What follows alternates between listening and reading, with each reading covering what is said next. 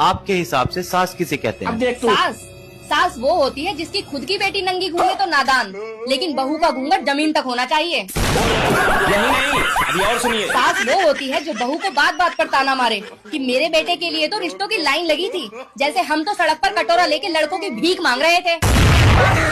सास वो होती है जो बात बात पर बहू को समझाए कि मैंने मेरे बेटे को बहुत लाड प्यार से पाला है, जैसे हमें तो हमारी माँ ने मीशो से ऑर्डर किया है। सास वो होती है अगर दामाद बेटी को प्यार करे तो राम मिला है, और वहीं अगर बेटा बहू को प्यार करे तो बहू ने बेटे पर काला जादू कर दिया। सास वो होती है जो शादी से पहले बोलती है कि हमें कुछ नहीं चाहिए, और वहीं शादी के बाद बोलती है कि तेरे माँ बाप ने दिया ही क्या है। और तो और इतना कुछ सुनने के बाद ये जो मेरा खसम है वो मुझे कहता है कि सास को अपनी माँ समझो। इस तेज पत्ते की शक्ल वाले को मैं कैसे समझाऊं कि जैसे दाल चीनी में दाल नहीं होती।